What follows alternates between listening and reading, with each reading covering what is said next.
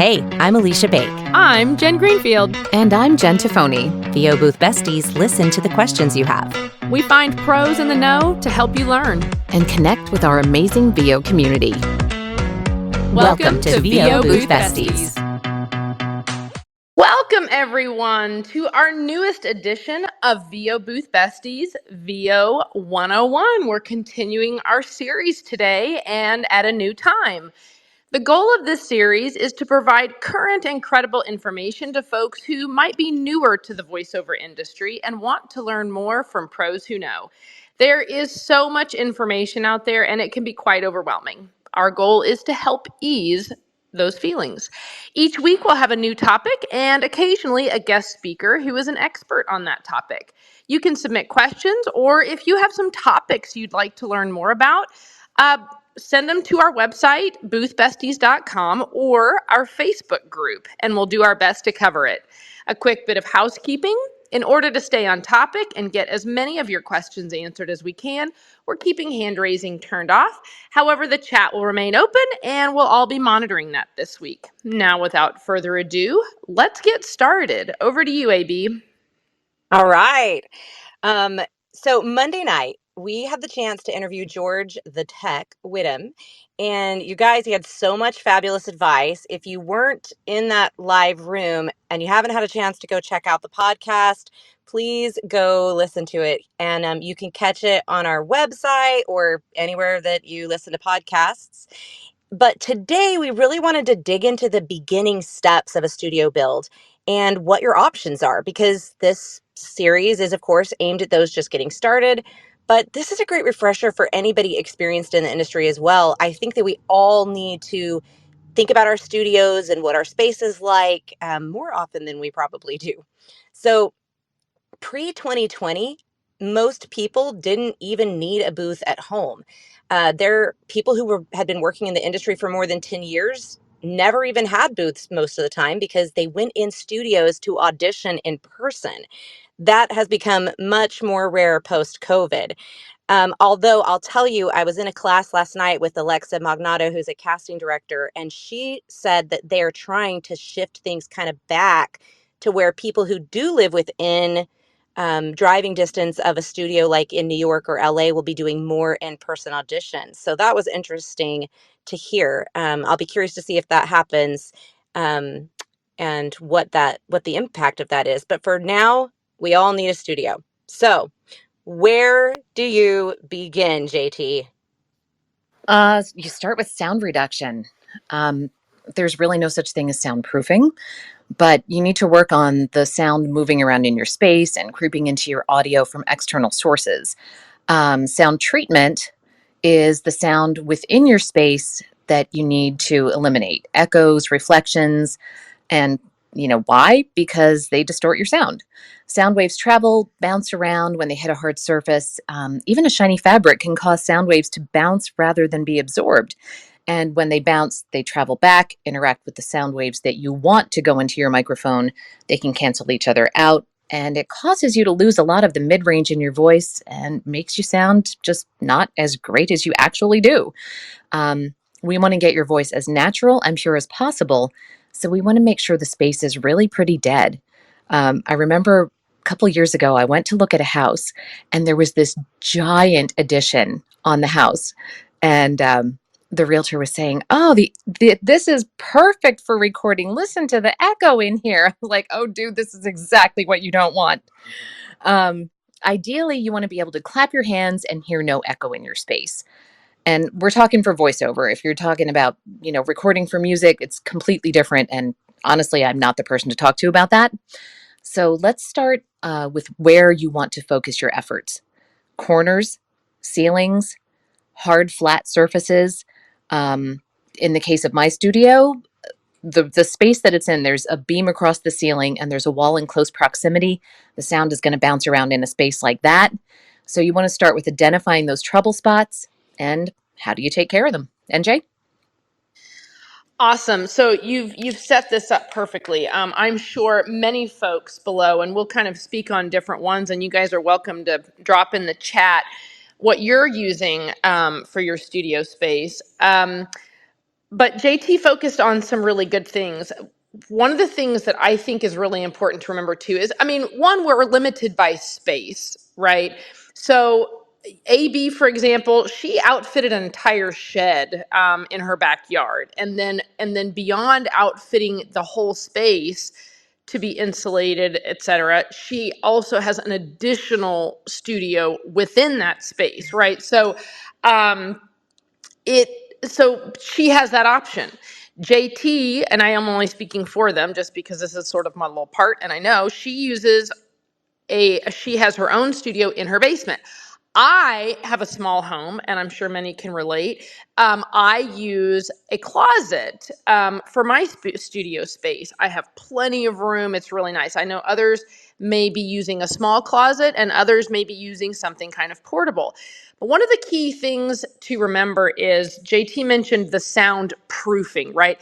The external noises, things that are just outside of your control, things that can travel through a window if you are up against, if there is a wall that maybe isn't insulated or has insulation, but there's traffic that's on a street. So one of the things you can do to help yourself initially is trying to get to the center of your house.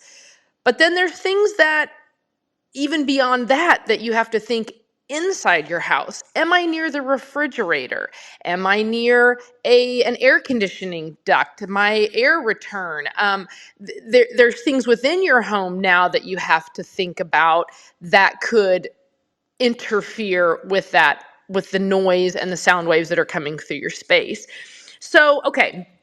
So let's talk about, I'm going to say it's the easy one, which is a blanket fort. Blanket forts, I think we will all agree, are a very temporary solution. They are not ideal. When I think of a blanket fort, I think of, I'm in a hotel room, I've got, you know, 3 cushions stacked up, I grab the comforter, I'm on my stomach, or maybe I'm like crisscross applesauce, hunched over, trying to speak into my microphone. This is not a natural position that voice actors ideally want to speak in. It can impact your diaphragm, your breathing, just again, just a comfortable, natural delivery. So a blanket fort, can it work? It can, but let's not make that the all the time if you can help it. So now let's think about, still inexpensive, but sort of in that same lane, is a PVC fort. Now, what does that mean? Well, this is PVC is plastic. I'm going to call it plastic tubing. It is cylindrical. It's kind of there's attachments that you can insert into, and you can literally build out a rectangle. It can have sides and a top and everything. And the idea is that it's, you can, if you even just have like a little handsaw, you can easily cut through it. You can make it customized to your space. If you needed to take it down, all you're doing is just popping apart little pieces, that you were inserting in and out, and you can do that. When you build out one of these forts, you would want blankets. Now, JT mentioned very smartly, being mindful of your fabrics, being mindful of what you're using to now build out this space. You'll hear often use moving blankets. Why? Because moving blankets already have some padding, a little bit of insulation in them. Your grandma's quilt, awesome.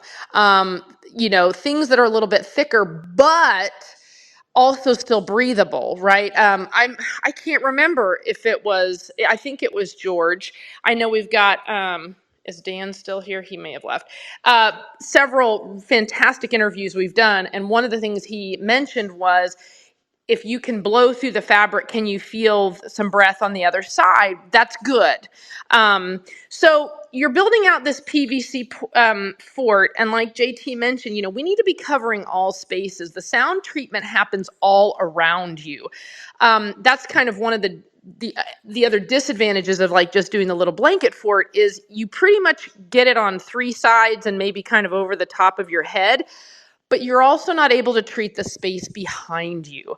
The other thing that's nice about a the PVC fort is that it's it's a structure I can get in and out of easily. One of the hardest things for voice actors, if you're not already in a studio all day, is if you do get an audition, that you can easily get to your recording space. Oh my gosh, I can't imagine every time the email comes in and you're like, ooh, I want to be in the top 20, and you're literally pulling out cushions and blankets and trying to set everything up. So no matter what you are using as your studio space, ideally what we want to do is make it accessible.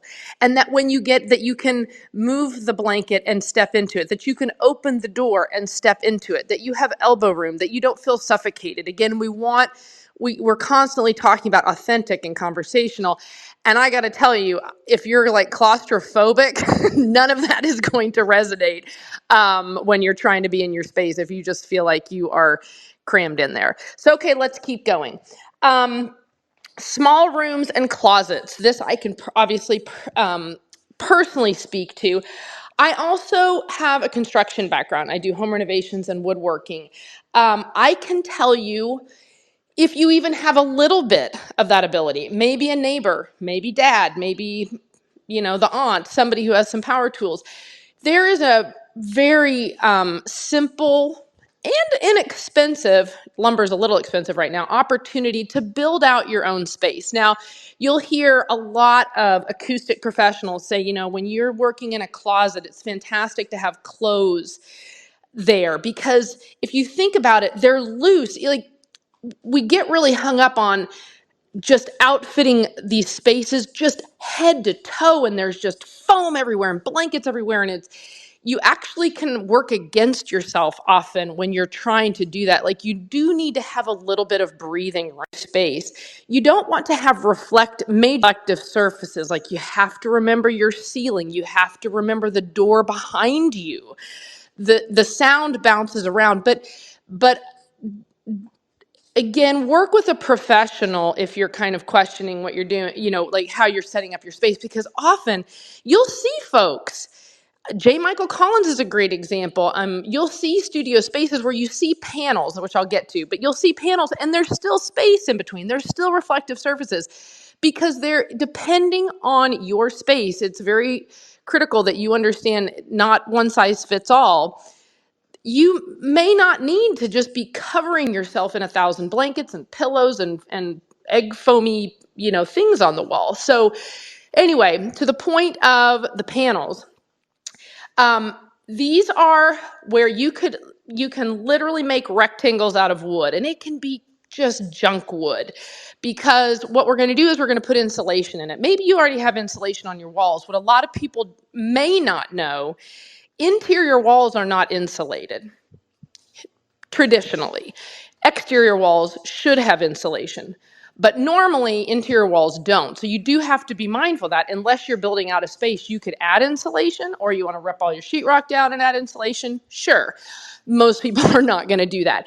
So you need, so these panels are what allow you to have that sound absorption. So literally making rectangles, you can go to your local big box store, and based on the measurement of the rock wool or fiberglass insulation, that's how wide you would make. They're usually sold in strips. I think they're usually 16 inches wide, because that's traditionally what stud placement is in your walls. So you make 16-inch rectangle, make it as long as you want. Then you want to cover it with a breathable fabric. Again, back to what JT said. And I made this mistake early on when I outfitted my space, my closet, with these additional panels, is I was like, ooh, I'm going to put super fuzzy, flannel. I was going to put this super fuzzy fabric on it, thinking I was doing the right thing, but I actually was working against myself, because it ended up not doing what I needed to do with this insulation in these panels. So you want to use a quilting cotton, which is very similar to your bed sheets. Uncle Roy, huge proponent of using burlap because it has some space. The weave of the fabric is loose, and now you're allowing the insulation to do its job because your sound can move through the fabric and be absorbed into the insulation. Can I So interrupt for 1 second? yes, jump in. I'm going long-winded. Sorry. So, one of the things, I mean, before I had a booth, because I was recording at home and I started in an attic and oh my word, at like an old attic with alcoves and angles and all the things. Um, Rock wool sometimes can be a little daunting, depending on how comfortable you are with cutting it and working with insulation, because it absolutely has to be covered. George mentioned that on Monday night. Um, Another option is carpet padding.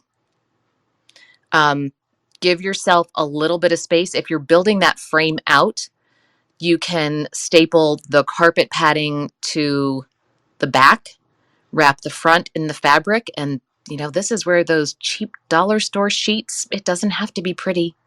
It just has to do its job. So if you're going to put the carpet padding on the back and you're going to have, that 2-inch space with the material in front so that the sound can go through and be absorbed by the carpet padding, that works really well too. It's easier to work with, a little bit less expensive than the rock wool.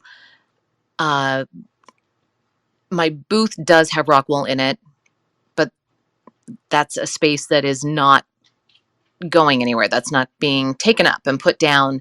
Um, the the carpet padding also is great if you've got a space where you've got to treat corners. You can wrap that, you know, cut a nice generous amount of it, wrap that in the burlap or the loose fabric, just kind of drape it and put those in the corner. It's just as effective and far less expensive than buying base traps for your corners. Um, so just some things to think about there. Hang a curtain if you need to, and put um, hang the sheet of padding behind the curtain if you need to block an entire wall, and leave it kind of loose and drapey. Well, JT, just go ahead. Just keep going. Why don't you and AB now go ahead and talk? Because, okay, so we've talked about pillow forts or whatever, blanket forts. We've talked about PVC, DIY. We've talked about, working with your closet space. But now let's say you're like, nope, I want to go I don't want to DIY anything. Why don't you go ahead and talk about what you chose, and then AB can pop in and talk about her studio space. Sure. So before I had the booth, like I said, I was working in this ginormous, I mean, it's finished, but basement space. And so there were a lot of curtains, there were a lot of homemade bass traps. And eventually, when you get to a point where you feel like you're ready to invest in a booth, there are a lot of options out there. Um, it's a matter of budget, it's a matter of personal preference. And a good intermediate option is something like a tri booth. It's portable. It's very cost effective. They start at about $1,500. Everything comes in one package. And because it's portable, if you're going to a conference or you're going on vacation, you don't want to miss anything, it packs up to about the size of a pack and play. If you have kids or had kids, so it's easy to travel with too. Um, and it really does a great job. AB? Yeah, so I've seen so many creative things for doing booths with a variety of different people. I wanted to talk about a couple of those before I go into what my kind of genesis of my booth was. But first is Chris Pipes mentioned that he's using a Snap Studio booth, which I put the link in the chat. That's similar to a tri booth, except instead of a triangle, it's a rectangle. And it looks like a really great option. I don't know what the cost is on it, but I started, but let me see. Let me backtrack a little bit. My friend also built herself a booth fairly inexpensively with 2x4s and moving blankets. And she covered the inside and the outside of the 2x4s with moving blankets. and made a little door and everything, all out of moving blankets and 2x4s. And I don't think she spent more than a couple $100. Did she Oh, staple the blankets or like nail them? I'm trying to, because blankets can get kind of heavy. yeah, she stapled them and did it Okay. really, she did it really taut. So it's not just like loosely draped. It's like a box. She made basically a box out of 2x4s with a ceiling, and it's pretty cool, and it does a really good job of isolating the sound inside your booth, keeping it moving around well, but it's not great for sound reduction necessarily, like the sound coming in from external sources, but it's better than her recording in the corner of a room. So it's working pretty well, and I gave her I keep meaning to bring her some rock wool to stuff in it as well, but that's a different conversation. So I started in my walk-in closet and loved it, and it was great. And I feel like, and I'm sorry, there are like, I'm next to a road and there are cars going by, and I apologize for the quality of my audio, but um they in my closet, I did kind of what JT's talking about and rolled up some cushions and stuck them against the walls, and it was working great. However, my closet was on the second story, and my children were directly underneath me making a ton of noise all the time, so I needed an option. And we walled off a room in my playroom, my bonus room, over the garage, and that was an amazing space. And I don't think we spent more than $500. Of course, we're pretty handy with wood and nails and drywall, and we put together a pretty decent studio all lined with rock wool. But and it worked for about 2 years. For 2 years, that was a great studio space, and I was getting minus 60 dB, which we know is really, we're not worrying so much about the numbers. We're worrying about, how it sounds, and are we getting good quality audio. But my neighbor took down all the trees in between our houses. And I didn't realize how much of a buffer those trees were sound wise. So maybe think about that when you're planning out your studio spaces. Do you have a space that's next to some sort of plant material between you and your neighbors, versus open space? That did make a big difference. When you took all those trees down, I had to move my studio space. And that's when I built the 12 by 12 building in my backyard. I had it fully insulated, ceiling, floors, and walls with rock wool insulation, double drywall, the works, and then I put a Studio Bricks booth inside of it. And that for me was necessary because I was at that point booking Source Connect sessions, and my neighbor mows his yard 3 days a week, and I was having to cancel sessions with clients. So I think that what I'm trying to get at is that there's this journey that I took, and I didn't start out in a Studio Bricks booth in a basically sound insulated building. I started out in my closet. And as I progressed in my career and made enough money to cover the next step up in my booth, I made the next step up in my booth. Um, so some of those options for the little bit more professional, I don't like to just call them professional, because I think that I've heard some amazing professional audio coming from walk-in closets. NJ's studio is a perfect example of that. Her audio sounds amazing. So, but some of the more fabricated booths, let's call them that, the fabricated booths, we have whisper rooms, bear caves, and Studio Bricks. I think there's some other options. I saw someone talking about like phone booths. You can buy like these soundproof phone booth things. Um, but they're all in kind of in the same price range, the Whisper Room, the Bear Cave, the Studio Bricks. But I went to a local guitar center and went in their their Whisper Room that they had there for people to do lessons in. And I could still hear everything that was going on outside in the Guitar Center, and there weren't even that many people in the room, and I'm like, it just didn't feel soundproof enough to me. And so, because again, I was working with lawnmower noise. So I ordered the Studio Bricks instead of the Whisper Room, and that ended up being a good choice for me. It works great, but I was surprised to find, upon getting it installed and ready to go in my house, that it did not block all the noise. Even with a rock wool insulated studio with double drywall and the Studio Bricks booth, I was still getting noise from outside, and I was like, "How?" And I called the Studio Bricks guys up, and they were like, "Oh, those low frequencies, they're going to come through everything. Like, unless you're in a room suspended within a room, suspended within a room, like some of these really actually truly soundproof spaces are very, very few and far between, you're going to get those low frequencies. But they're minimal and I can record with them. My neighbor was using a jackhammer. I made a video, I think it's on TikTok, where my neighbor's literally across the street using a jackhammer and I couldn't even hardly hear myself in the video. And I went in my studio and into the studio bricks and you couldn't hear a thing and you couldn't see it in my audio. So there's definitely a place for those upgrades, but they are a process that takes time and the investment. I paid for that studio bricks with voiceover money. That comes from a place of privilege of only needing. Um, for me, I was a stay-at-home mom. So when I started my voiceover career, any money that I made was extra. We'd been budgeting on one income for, uh, gosh, 17 years.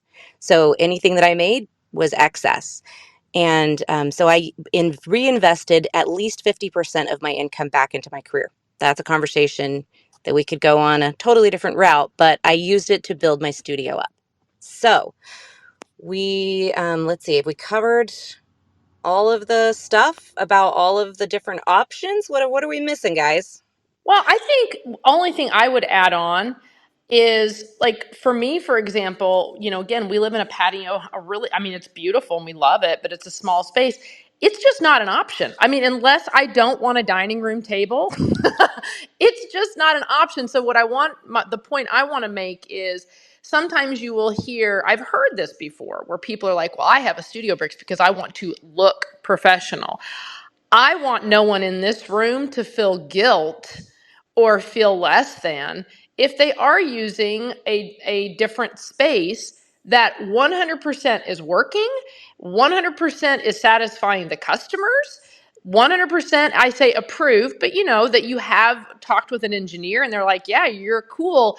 Unless you are a person, who feels the need to take pictures of your space and make that part of your branding or something, you do you. I know that's cliche, kind of like it is what it is phrase, but you know what? I'm not ashamed that I've outfitted my closet and that the space rocks. Again, it's accessible. I can move in and out whenever I want. I have all of my equipment, my mic, software, everything is good to go. It's not something I have to move in and out.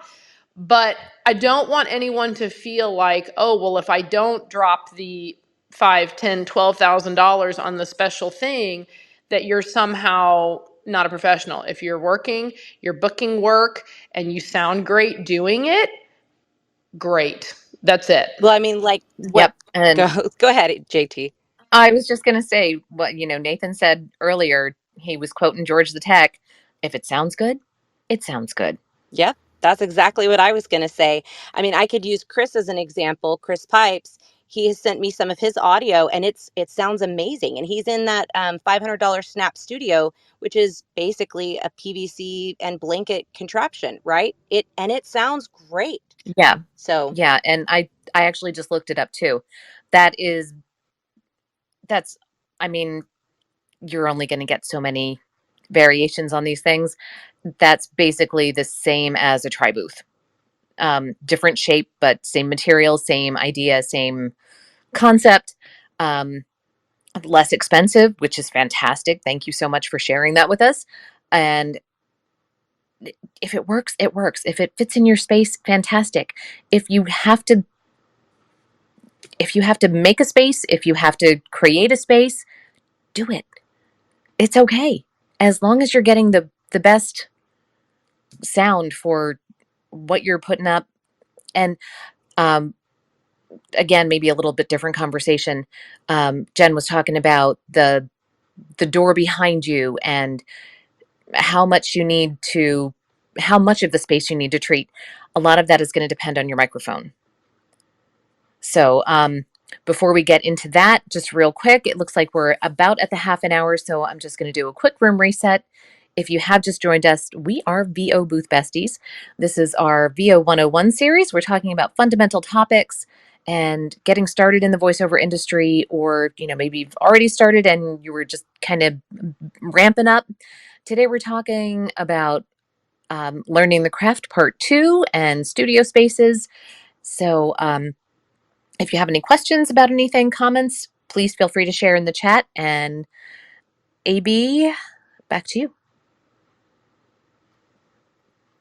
Okay, so I like what you said there about the microphone, and the point is when I bought a Neumann TLM 103 as a big upgrade for me financially from the Rode NT1 at the time. They didn't have the 5th generation, back in my day.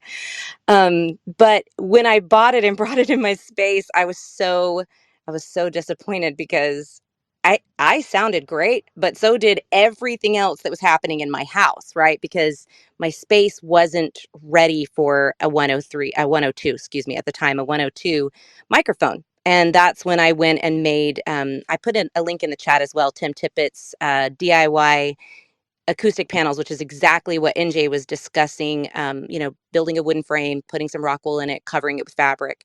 And that made all the difference. And then I was able to use that better microphone because I had upgraded my space to match what I needed. I just wish I'd known that first, so that I could have had the space ready. I didn't know, and it took me a little while to figure out what the problem was. The problem was not the microphone. The problem was my space. So, yeah, that's an important point. I think I said on Monday night, I first thought I could just staple egg crate to my walls and that would accomplish my goal. But there's way better options out there. So I think we've covered a good portion of them. Do we have any questions? NJ, do you see any questions in the chat? Not yet, but let's just keep going because I just feel like we're just kind of having knowledge vomit of the mouth right now, and I love it because I'm like, again, I know we talk about this series being for newer to the industry, but again, it's such a great refresher because when you go into your space, um, other things that I would encourage people to think about. We talked about the 4 walls and the ceiling, but oh yeah, there's also the floor. I know in a lot of, like, my house is all tile floor. Many people have wood floor. So let's, make sure if you're still kind of finding some echo or reverb, something that's just not quite adding up, maybe it's throw a blanket on the floor or, grab some carpet squares. Additionally, we talk about space and microphone. I think this is a good tie-in, AB, you'll hear engineers over and over tell you it's your space first, mic second, because often a microphone that may not be like the super duper high end will absolutely be wonderful because your space is great. So a couple other things for people to keep in mind are, when we talk about flat surfaces, also your screen placement. If you've got your laptop or if you're using a monitor, oftentimes you might want to offset that because, again, folks, it's these small things. If you're in a tight space and again, it's just, you're like, oh, it's just not quite adding up. It could be these smaller things, the corners, like JT had talked about, taking out that angle and softening it by adding a blanket that kind of rounds out those corners, offsetting your screen maybe to the side so that when you're speaking, the sound coming through the microphone is going to be absorbed through the blanket, or if you have a panel behind the mic. Another thing, oh, do you want to jump in? Just real quick, when you were talking about the floor and the beams, vibration carries through the floor joist. So now in my case, I'm in the basement, I have concrete under me, but my whisper room literally touches my drop ceiling. And so we had to put a buffer between the ceiling and the top of the whisper room because everything traveled down through the walls of the booth. And that was something I hadn't considered. And if you're on a first floor, second floor, and you've got those beams underneath you, you may need to put Um, some padding under your mic stand if it's not a suspended mic arm.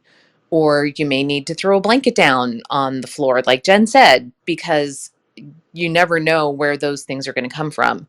Um, Also, in my case, yeah, it's a whisper room, but it is also about 3 feet from an outside window where, again, my retired neighbors are mowing several times a week. And I do need to work, and they take their good old time. So um, I found that putting some reflective foam on the outside of the booth cuts down on the outside noise that is able to get into the booth. So if you're hearing those noises and you're hearing those sounds, just stop and think about, where are they coming from? What are they coming from? I've also got a radon remediation system in my house that goes through the basement and through the closet in the studio space. And so prior to the booth, I had to get there's a company called Soundproof Cow from Carlisle, Pennsylvania, that makes some really great soundproofing material and wraps, like pipe wrap. So if you've got noisy pipes, in this case it was hissing, um, looking into wrapping the pipes. If you've got the the shower and the every time somebody flushes a toilet, you can hear it in your space. It's super simple to just wrap the pipes. So, you know, you've got to consider all of your surroundings. Yep, you're just driving home. All these different things that even as working voice actors, we sometimes can forget. And so I think that's really important to just, yeah, look at your space, look at your location, um, figure out where the least amount of exterior, but that also means interior to your house, but exterior to your studio, where sound can still make its way in. The one last thing I'm going to speak to, and then I will turn it back over to AB, that um, can feel a little overwhelming and cumbersome, is if you choose to create these kind of 16-inch by maybe I like 4 feet. It's easy, and certainly if you get if you use 1 by 3 or whatever, you usually come in 8-foot sections and you just cut them in half just for ease, um, to build out panels. I did a video a while back. I mean, it's on Facebook, and so I'm just putting it out there that if you guys have questions, let me know and I can send this to you. But what often becomes kind of overwhelming is you're like, okay, cool, I've got these big old rectangles filled with insulation. I stapled on some fabric. Now, how on earth do I get them onto the walls? So, excuse me. I have seen just all kinds of different variations of attempting to do it. But to me, the easiest and most secure is using what's called a French cleat. This allows you to put, this form of hanging method allows you to put big flat things like your kitchen cabinets, again, like these panels, on the wall easily. If you're not familiar with it, I 100%, I won't go through it right now, but just YouTube it or send me a message. It allows you to put a piece of wood that's at a 45 on the back of your panel, and then you put another piece of wood that's also 45 the opposite way on your wall, and it allows you to find where the studs are, so you'll be confident that your panel will be securely hung. And you basically just take the panel and you just lift it up and then slide that piece, that 45 that you've put on the panel, to the 45 you've put on the wall, and it's done, and it's just hanging there. You're not having to do like eye hooks in the ceiling and trying to run chain. I don't even know. I've seen all kinds of different ways for people trying to figure out how to hang panels. So anyhow, look it up, or if you have questions on that aspect of it, you can also message me. All right, AB, back over to you. Well, I love your French cleat. I put a link in the chat to an example of what that is. If you're not as handy with a saw, you don't have the materials to cut a 45-degree angle, I used metal pieces. You can buy metal strips that brackets that fit into each other in the same way, and that's what I used to hang my panels. And they come in the picture hanging section, like pre-made and ready to go for you. If you just want something easy, that you don't have to cut, because you don't have to make a ton of cuts to make these boxes. They're, you can buy furring strips is what I use to make mine. They're very cheap and inexpensive, and they're lightweight, which makes the boxes a little bit cheaper to build.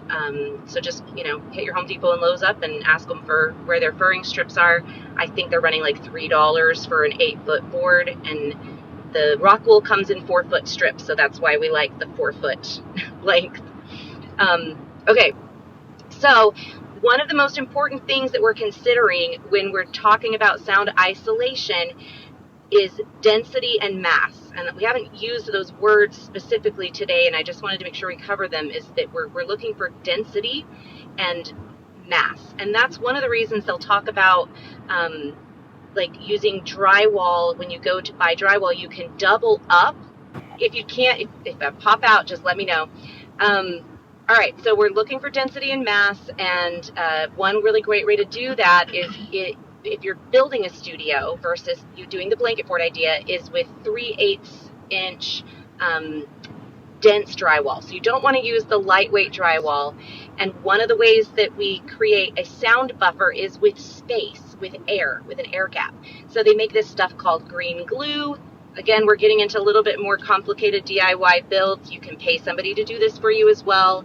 But you literally squirt this green glue all over the drywall and then put up a second sheet of drywall over the first. And it creates an air gap. And that can really go a long way towards reducing sound creeping into your space from external sources. So that's just something to Google, look into. Literally type in green glue. And that will give you some resources that you can utilize. Let's see, we've covered density and mass. That's why we want pillows and things that are thick, but also breathable. Again, like what George said, if you can breathe through it, then your sound waves can travel through it as well. So we want to make sure that the best way to describe it is just like water coming through a shower head. That if you've ever seen one of those rain shower ones that spreads the water out to a much wider area, that's what we want to do with our sound. Instead of that focused sound coming in, we want it to be diffused coming back out. And that is why we use the acoustic panels or fabric, or like JT said, and rolling up some carpet pad. I actually just want to direct everybody's attention to the chat.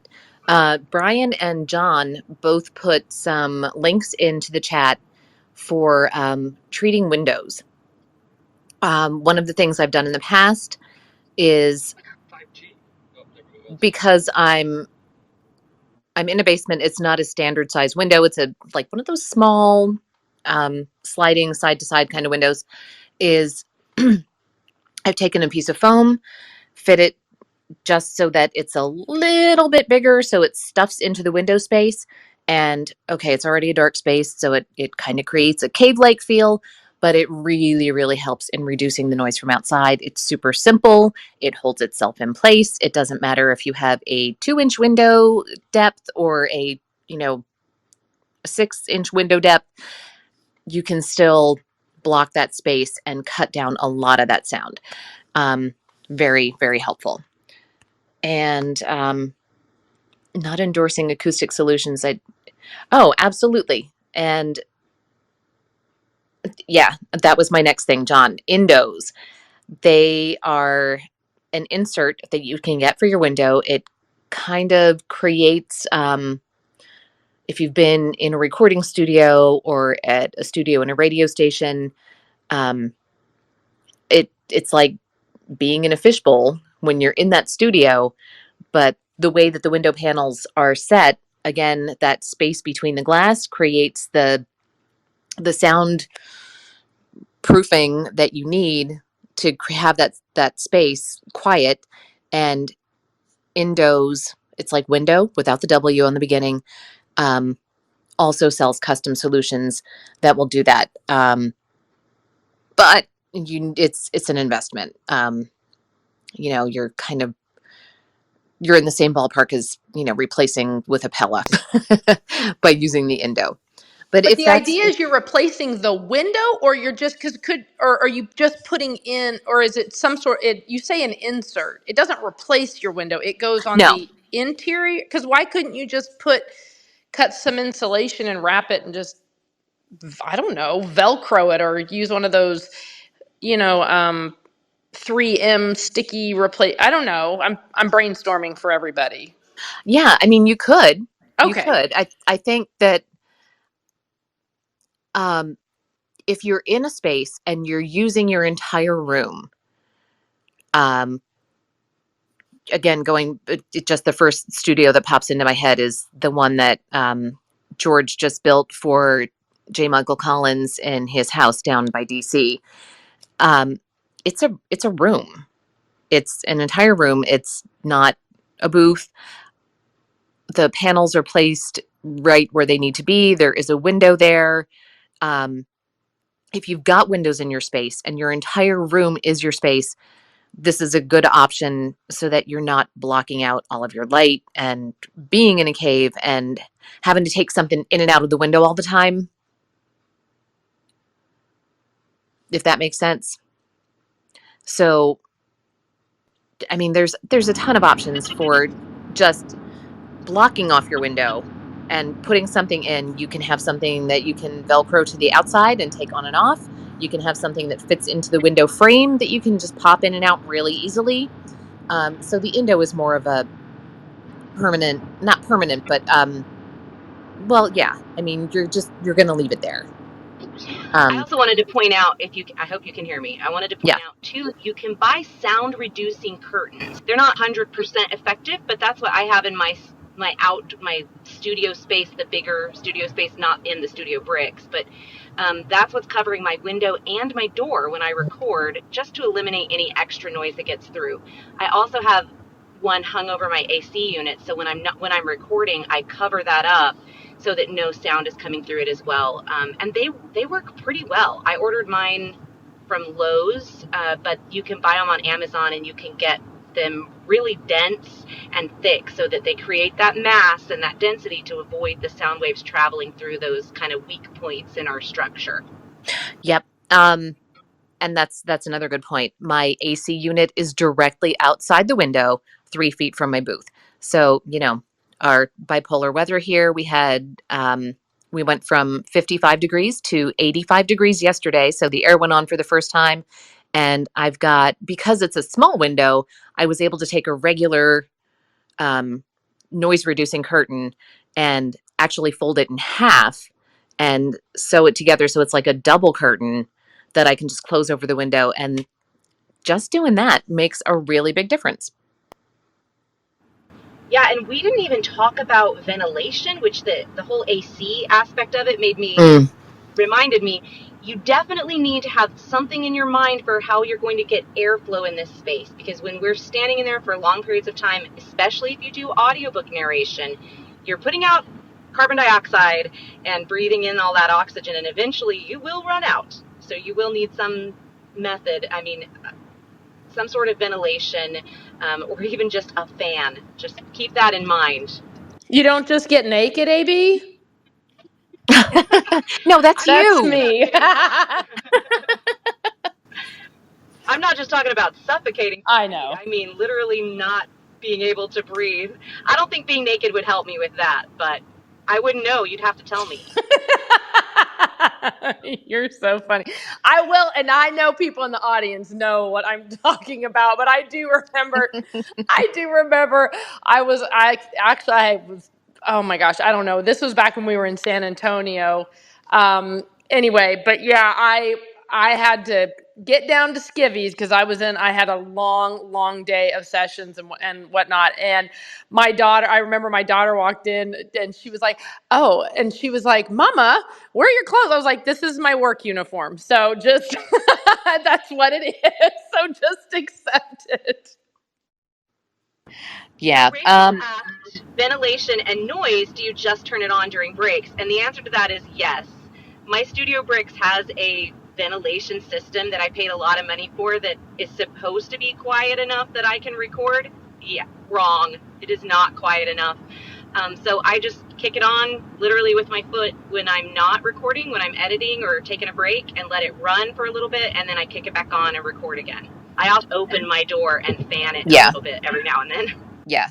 And that is one thing I can say about the whisper room is, again, yeah, I paid for the upgrade to get the ventilation system because I'm using a 416, which is a shotgun mic, and it's picking up from the front of the mic, and my ventilation system is behind it. I have never, even in a Source Connect session that I knew was going to go long, I have never had an engineer say, "What is that sound?" So, thumbs up to Whisper Room on that one. All right. Well, my gosh, yay for us, and thank you to everyone in the chat. If you guys don't have any more questions, we can tie this up. I'll give you just one more minute.